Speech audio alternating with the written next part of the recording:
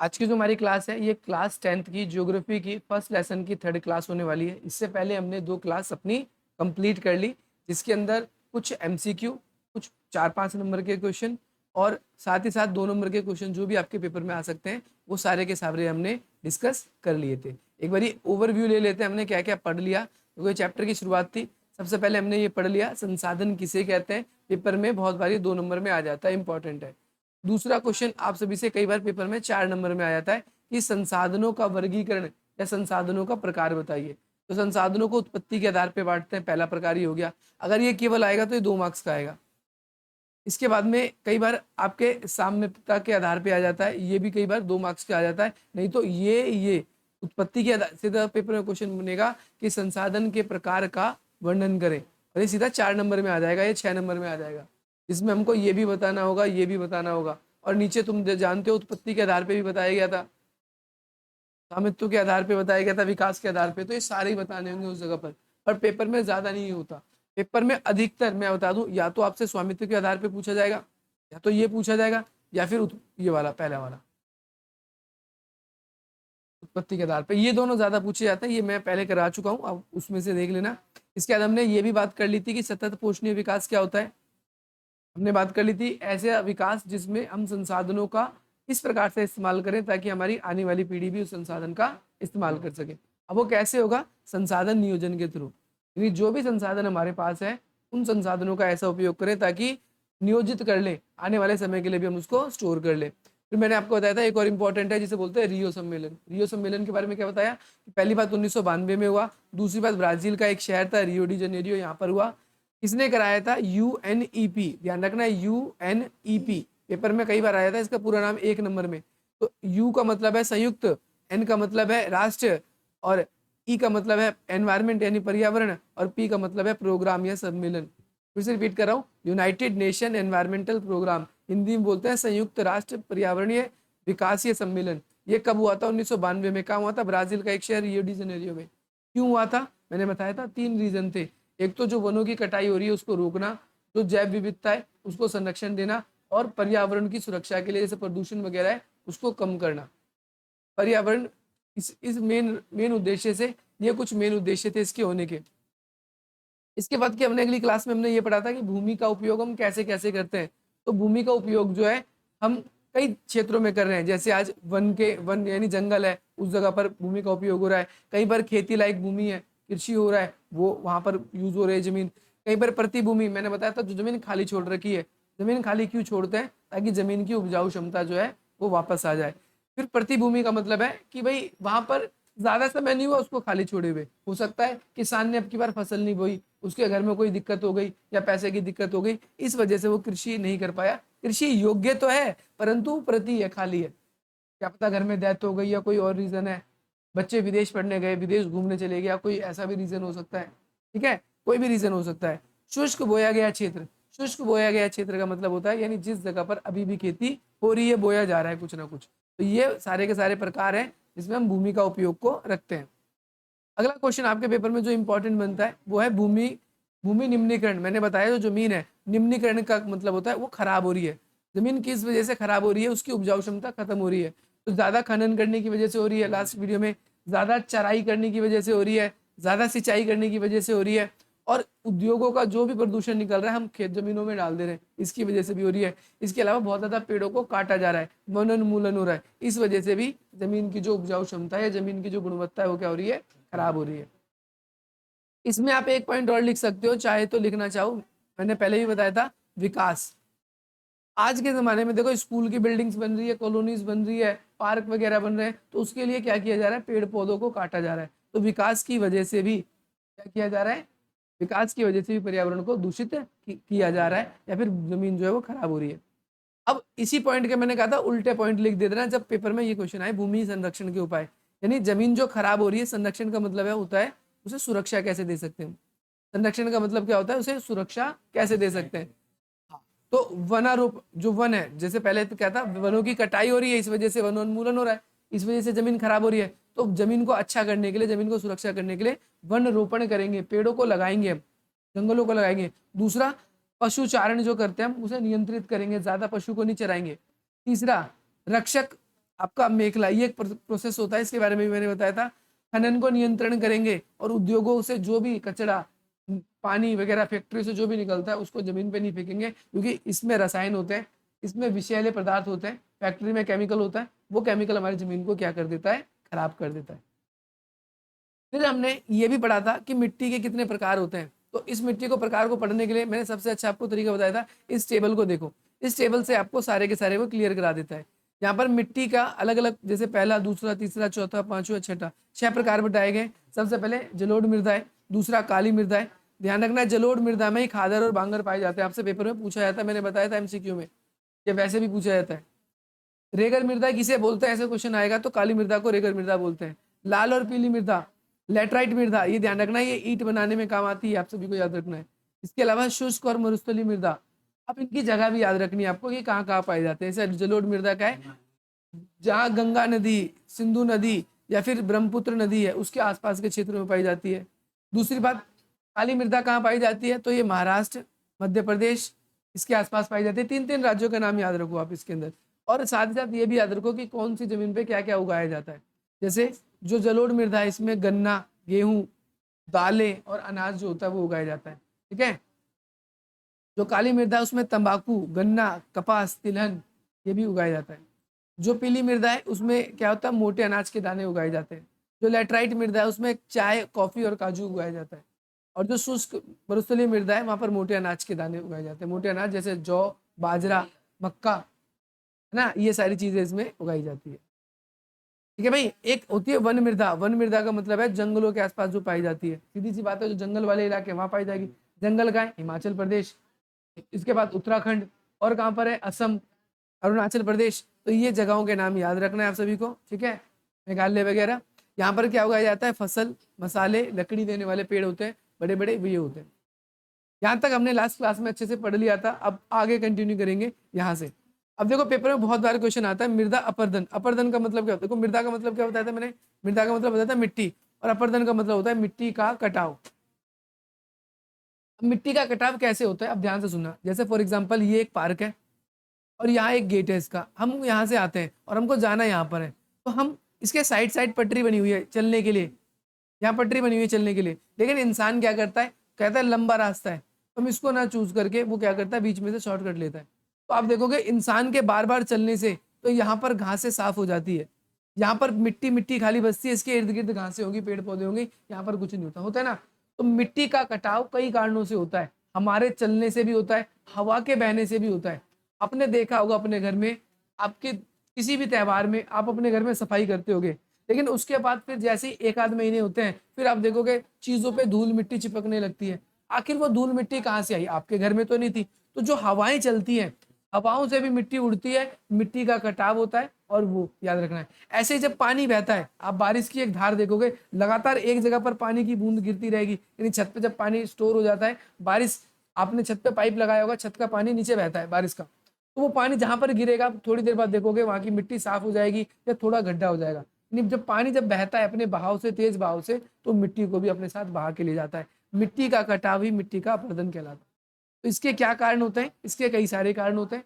आप बोल दोगे कि हवाओं की वजह से, तेज हवाओं के चलने से भी मिट्टी का कटाव होता है। दूसरी बात, हम कई बार क्या करते हैं, जल बहाव होता है, जल के बहाव से भी होता है मिट्टी का कटाव। और तीसरा रीजन मनुष्य के क्रियाकलाप से, मनुष्य चलता है, मनुष्य अन्य काम करता है, उसकी वजह से भी क्या होता है, मिट्टी का कटाव होता है। मृदा का कटाव और उसके बहाव की प्रक्रिया को अपरदन करते हैं। देखो समझ में आ गया, मिट्टी के कटाव को, और जो बह रहा है, यानी चाहे पानी बह रहा है, चाहे हवा चल रही है तेज, उसकी वजह से भी मिट्टी का क्या होता है, कटाव होता है। अब यहाँ पर इसको 2 पार्ट्स में डिवाइड किया गया है। एक इसका समाधान, यानी मिट्टी के कटाव को हम कैसे रोक सकते हैं, और दूसरा इसके कारण। तो इसको थोड़ा सा रोटेट कर लेते हैं यहाँ पर, ऐसे आपको अच्छे से दिखेगा। एक सेकेंड देखो, इसके कारण यहाँ पर बताए गए, मिट्टी का कटाव कैसे होता है। जैसे यहाँ पर कारण देखो, यहाँ कारण बताया गया है। देखो ज्यादा ज्यादा पेड़ों को काट देंगे ना हम, पेड़ पौधों को, देखो पेड़ पौधों की जड़ें क्या करती है, पेड़ पौधों की जड़ें घासों को या मिट्टी को जकड़े रखती है। अगर हम पेड़ों को काट देंगे तो मिट्टी का क्या होगा, कटाव होगा। ये ध्यान रखना है, जब पेड़ पौधों को हम काटते हैं तो भी मिट्टी का क्या होता है, कटाव होता है। समझ में आ गया कैसे कटाव होता है, क्योंकि पेड़ पौधों की जो जड़ होती है वो मिट्टी को पकड़े रखती है, तो वो होता नहीं। अगर हम ज्यादा पशुओं को चराएंगे तो घास के जो मैदान होंगे वो क्या हो जाएंगे, हट जाएंगे। घास खा जाएगी, और घास हटने की वजह से घास की भी तो जड़ें होती हैं, तो ज्यादा पशु चराने से भी क्या होता है, मिट्टी का कटाव होता है। मैंने एग्जाम्पल दिया, चाहे पशु चले चाहे मनुष्य चले, बार बार चलता रहेगा तो वहां की घासें हट जाएंगी, मिट्टी आप देखोगे वहां पर गड्ढा सा भी हो जाता है थोड़ा सा, अगल बगल में घास थोड़ी ऊंचाई दिखेगी और वहां पर गड्ढा दिखेगा। हाँ, अगला क्या है, अगर हम कुछ विकास का काम करते हैं, निर्माण का काम करते हैं, क्या करते हैं, जैसे सड़कें बना रहे हैं तो वहां की मिट्टी हट जाएगी या मिट्टी नीचे ही दब जाएगी, मिट्टी फिर दिखेगी नहीं हमको, ठीक है। और कहीं खनन करते हैं तो भी मिट्टी का क्या होता है, कटाव होता है। इसके अलावा जो जल है या जो नदियां हैं, जो बर्फ से पिघलने के बाद, बर्फ, पता है आपको नदी कैसे बनती है, तो आप बोलोगे नदी जी पहाड़ों पर ना बर्फ जमे हुए हैं, अब गर्मी होती है, बर्फ पिघलते हैं और फिर वो नदी का रूप ले लेती है, ऐसी तो नदी बनती है। या कई बार ऐसा होता है कि पहाड़ों के बीच में से ही पानी निकलने लगता है झरने जैसा, ऐसा भी होता है। यानी कुल मिलाकर ज्यादातर पानी पहाड़ों से ही आता है। और ये जो पहाड़ों से पानी आता है ना, ध्यान से सुनना है मेरी बात, तो ये पानी जब नीचे की तरफ आता है तो नीचे अपने साथ बहा के चीजें लेकर आता है, चाहे मिट्टी मिल जाए, कंकड़ मिल जाए, पत्थर मिल जाए, पेड़ मिल जाए, कुछ मिल जाए, जो इसके रास्ते में आता है सबको क्या करती है, अपने हरिद्वार वगैरह की वीडियो देखी होगी, बारिश का पानी होता है कितनी तेज बहता है, पहाड़ों पे तो उससे भी बहुत ज्यादा तेज बहता है, इंसान इंसान सब बह जाए, घर वर सब बह जाए, इतनी तेज भी आते। तो ये क्या होता है, जब वो बहता है ना, नदी यानी जल बहता है, तो उसकी वजह से भी क्या आता है, मृदा पर मिट्टी का घटाव होता है। अगर हम गलत तरीके से खेती करेंगे तो उससे भी क्या होगा, मिट्टी का घटाव होगा। खेती करने के लिए क्या करना होता है, जमीन को ऊपर नीचे करते हैं, फावड़े से खोदते हैं या हल से खोदते हैं या ट्रैक्टर से खोदते हैं, तो नीचे मिट्टी नीचे की ऊपर आती है, ऊपर की नीचे आती है, उससे भी मिट्टी का क्या होता है, कटाव होता है। हवाओं की वजह से भी होता है, ठीक है भाई, और साथ ही साथ मनुष्य के क्रियाकलापों से होता है। आप इसको ना लिखकर आप ऐसे लिख देना कि मनुष्य के क्रियाकलाप से, मनुष्य के क्रियाकलाप से, ठीक है भाई, ये भी आप लिख सकते हो इसके अंदर। अब आगे देखो, अब कह रहा है इसका समाधान क्या है। अब भाई यही सारे समाधान है, देखो समाधान में भी यही पॉइंट लिखो, वनोन्मूलन मतलब पेड़ों की ज्यादा कटाई कर रहे हैं तो क्या हो रहा है, मृदा पर्दन हो रहा है, तो हम पेड़ों की कटाई नहीं करेंगे, यही पॉइंट को लिख लो। अब बस नहीं कर देना कि हमें पेड़ों की कटाई नहीं करनी चाहिए, हमें ज्यादा पशुचारण नहीं करना चाहिए, हमें निर्माण कार्य और विकास कार्य ज्यादा नहीं करना चाहिए, हमें गलत तरीके से खेतों की जुताई नहीं करनी चाहिए, हमें जो है जहाँ पर नदियां बहती हैं, जैसे तुमने देखा होगा हरिद्वार की वीडियो देखी होगी आप सबने, तो हरिद्वार की वीडियो में आपने एक दो चीज देखी होगी कि जब नदी जहाँ बहती है ना, तो उसके आस पड़ोस में पक्का सीमेंट से बना रखा है, इधर भी और इधर भी। अब इससे क्या फायदा होगा, जब नदी बहेगी ना तो इसी बीच में बहेगी, अगर हाँ इधर नहीं बहेगी इधर नहीं बहेगी, इसका एक डायरेक्शन मिल गया। तो हम क्या कर सकते हैं, मृदा अपरदन को बचाने से के लिए हम क्या कर सकते हैं, यहाँ पर निर्माण कार्य कर सकते हैं इसके आसपास, ठीक है। और मनुष्य के जो क्रियाकलाप है उसको भी नियंत्रण कर ले, आपको नीचे याद करने की जरूरत नहीं है। अगर आप लेकिन फिर भी इस पॉइंट को पढ़ लो, अगर आपको कल को याद नहीं होता, आप चाहते हो कि भाई मेरा शॉर्टकट ही हो जाए, एक तीर से दो निशानी हो जाए, तो आप वो पॉइंट भी लिख दोगे तो टीचर काटेगा नहीं। आप देखो यहाँ पर क्या है, अति पशुचारण को नियंत्रण करें, मैंने बताया था वही पॉइंट है। दूसरा, हमें क्या करना चाहिए, ढाल वाली भूमि पर यानी जहां पर नदी बहकर आती है वहां पर सीढ़ी बना देनी चाहिए, जैसा कि मैंने बताया हरिद्वार में बनी होती है, ठीक है। दूसरी बात, हमें क्या करना चाहिए, हमें समानांतर हल चलाना चाहिए, यानी खेती जो करते हैं तो गलत तरीके से खेती नहीं करना चाहिए। समानांतर हल चलाने का मतलब जैसे खेती कर रहे हो तो हमें खेती ऐसे नहीं कि देखो सीधी सीधी खेती, खेत के हल कैसे चलने चाहिए, सीधी सीधी चलनी चाहिए। खेत में खेती बाड़ी ऐसी होनी चाहिए, ये नहीं है खेत में हम ऐसे खेती कर रहे हैं फिर ऐसे जा रहे हैं, फिर ऐसे जा रहे हैं, ऐसे जा रहे हैं, ऐसे नहीं, सीधी सीधी करने से फायदा होना चाहिए, फायदा होगा। इसके अलावा जो हमारे खेत होते हैं, तुमने देखा होगा खेतों पे, देखो हम बिहार से संबंध रखते हैं तो हमारे में अड्डा बोला जाता है, आपके में क्यारी बोली जाती होगी या आपके में मेड़ बोला जाता होगा। खेत जो होता है ना उसके यहाँ पर तुम देखोगे कि ऊंचाई बना देते हैं लोग, इस पे चलते हैं, ऊंचाई बना देते हैं, ऊंचा ऊंचा ऊंचा ऊंचा किनारे किनारे बना देते हैं चारों तरफ से।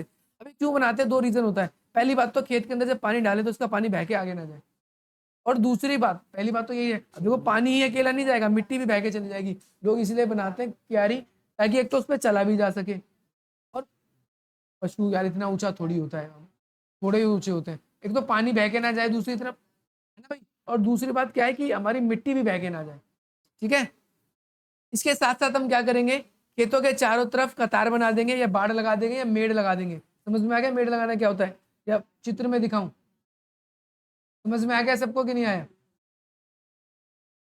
अब इसी में इसको देखो, आप यहाँ पर ये तो खेत है नीचे, लेकिन इसके साइड में हरा हरा आपको लाइन सी दिख रही होगी सीधी जाती जाती। हम इस मेड़ की बात कर रहे हैं अभी, देखो इसमें आपको हल्का पानी भी दिख रहा होगा, ये क्यों लगाया है, ताकि यहाँ की मिट्टी, देखो खेत में ना सब जगह एक जैसा ढाल नहीं होता, कहीं कई खेत ऐसा भी होता है थोड़ा नीचे होता है, कोई खेत ऐसा होता है थोड़ी ऊंचाई में होता है। आप सड़कों के किनारे जाओगे ना गाँव में, तो आप देखोगे कि जहाँ हम चल रहे होते हैं ना, सड़क जो होती है, जो हमारी गाड़ी चल रही होती है, वो थोड़ी ऊंचाई पे होता है, और जैसे जैसे आगे जाएंगे ना वो नीचे होता है।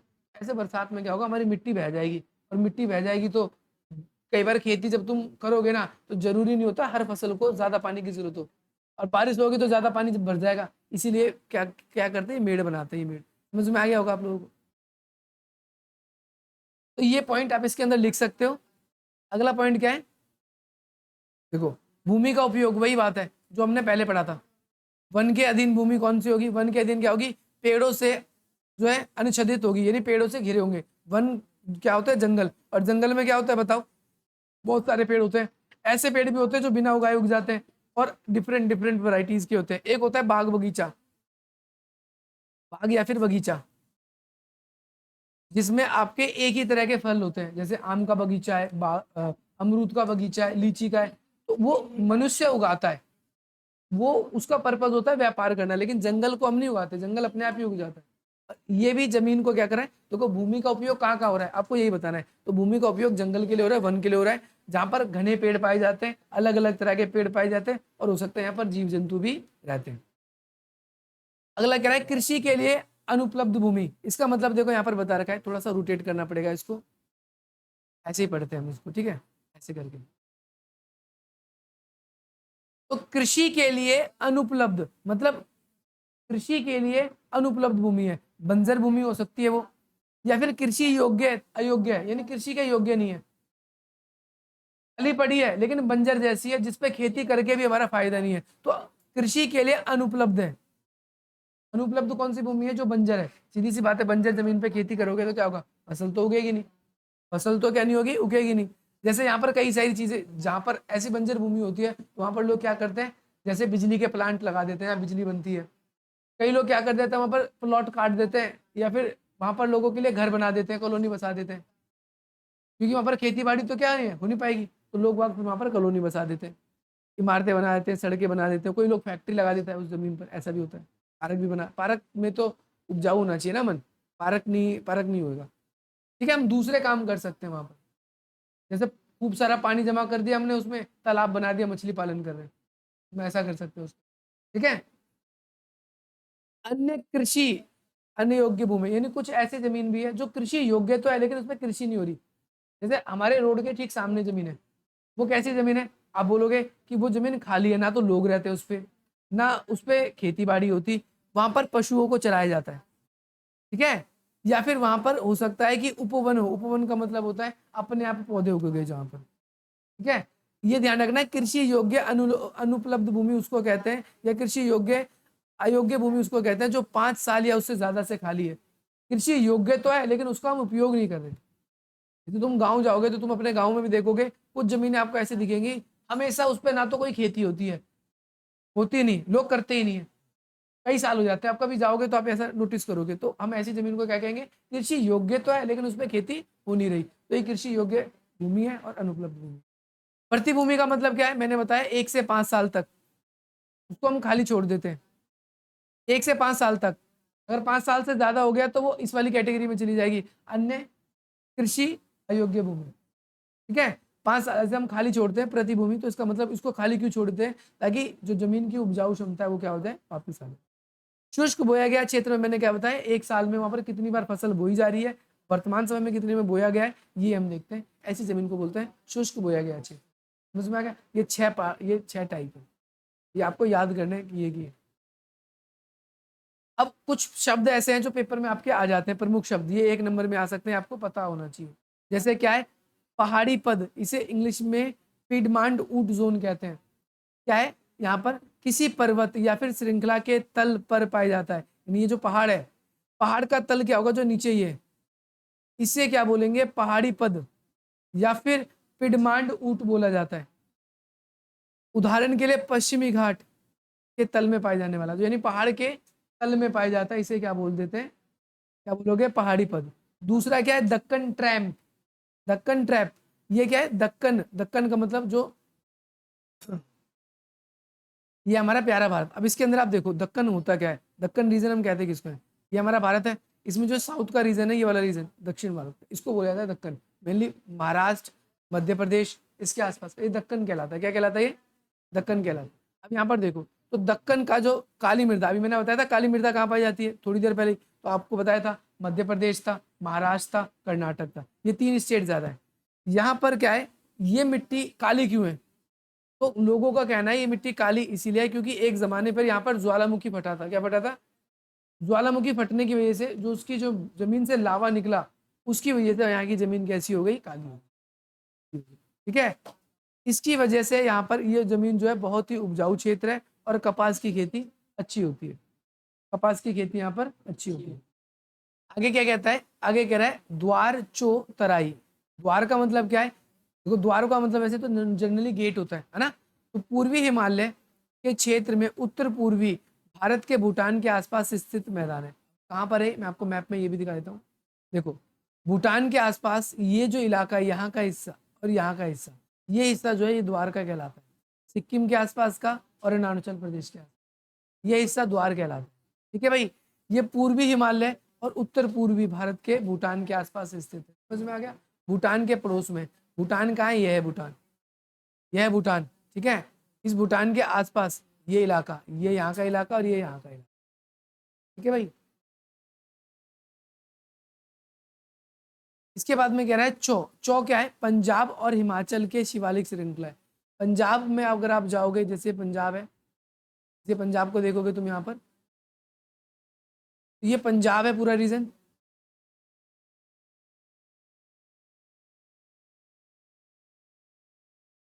देखो, ये रहा पंजाब, ये पंजाब है और पंजाब और ये हिमाचल है। तो यहाँ पर भी पहाड़ पाए जाते हैं, यहाँ पर यहाँ भी पाए जाते हैं पहाड़, पंजाब के बॉर्डर पे, टच पे यहाँ पर। ठीक है भाई, हिमाचल और पंजाब के, तो यहाँ पर जो पहाड़ पाए जाते हैं, ठीक है, उनको चौ कहा जाता है। ठीक है, ये बहुत ही कटा फटा इलाका है। कटा फटा मतलब ऐसे फाड़ नहीं रखा, पर्वतीय इलाका है, बहुत ज्यादा पहाड़ पर्वत है, ऊंचाई नीचाई वाला, इसीलिए बोलते हैं कटा फटा इलाका है। जहाँ मौसम खार बहती है और इसे चो कहते हैं। तराई क्या होता है?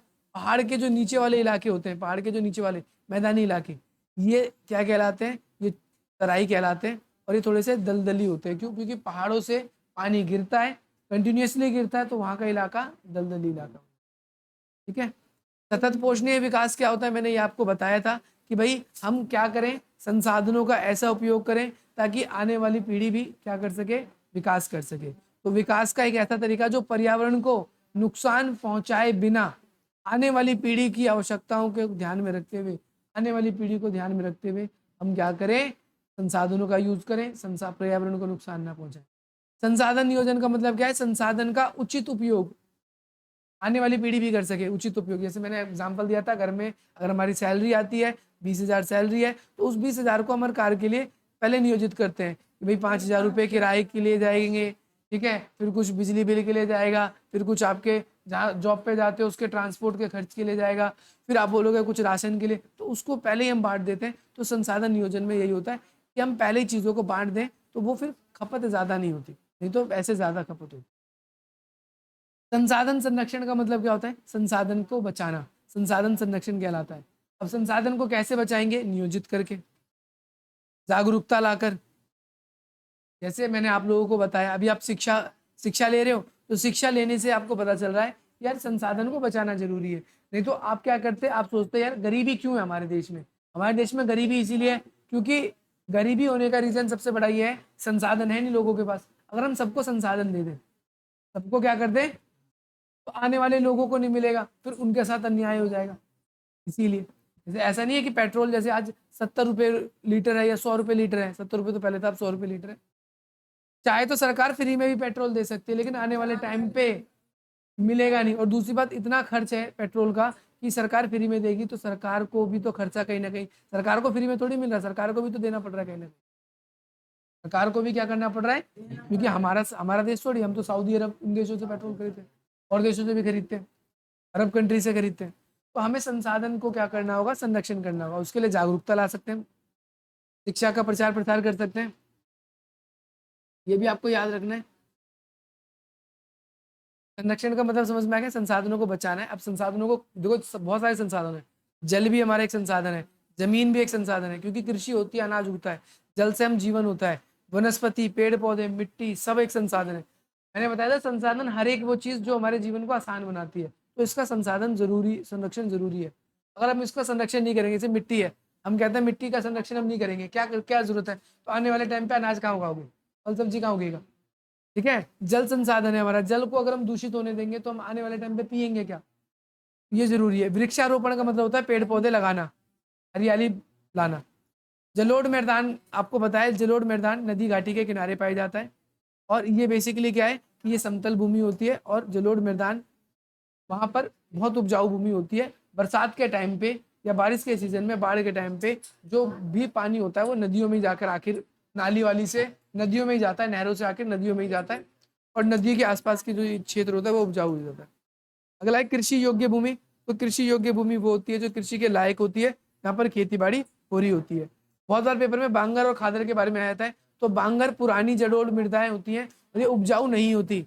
आपसे पेपर में ऐसे ही पूछता है कौन सी उपजाऊ होती है, खादर होती है कि बांगर होती है, तो बांगर उपजाऊ नहीं होती। देखो बा से बंजर और बा से बांगर, तो आप ऐसे भी रिलेट कर सकते हो कि बंजर भूमि जो होती है उपजाऊ होती नहीं है। और खादर क्या होगी, खाद, खा से खाद, जिस जगह खाद डालते हैं तो वो क्या हो जाते हैं, खाद क्यों डालते हैं पेड़ पौधों में, ताकि वो उग जाए, पौधे उगे। तो खादर मतलब, देखो खाद मतलब नहीं है, लेकिन मैं याद करने के लिए आपको तरीका बता रहा हूँ कि नई जलोढ़ मृदाएं होती है, बाढ़ के साथ मिट्टी आती है और ये बहुत उपजाऊ होती है। मृदा पर्दन का मतलब मैंने बता दिया, इसका मतलब होता है मिट्टी का कटाव, एक स्थान से दूसरे स्थान पर मिट्टी क्या होती है, जाती है, इसे मृदा अपरदन बोलते हैं। और मृदा अपरदन क्यों होता है मैंने बताया, कई कारणों से होता है, कारण भी बात कर चुके हैं। शुष्क बोया गया क्षेत्र मतलब जहां पर वास्तविक में खेती कम से कम वर्ष में एक बार की जा रही है, साल में एक बार तो जमीन पर पक्का खेती की जा रही है। सकल बोया गया का मतलब है जिस पर अभी भी फसल बोया गया है। और मरुस्थलीकरण का मतलब होता है कि जमीन में ना लवण की मात्रा बढ़ जाती है, रेतीला हो जाता है, रेतीला हो जाता है, क्या हो जाता है, जमीन कैसा हो जाता है, रेतीला हो जाता है। हम जमीन की उपजाऊ क्षमता पे ध्यान नहीं देते, बार बार खेती करते रहते हैं, लवण की मात्रा बढ़ जाती है, रेतीला हो जाता है और जमीन उपजाऊ नहीं रह जाती।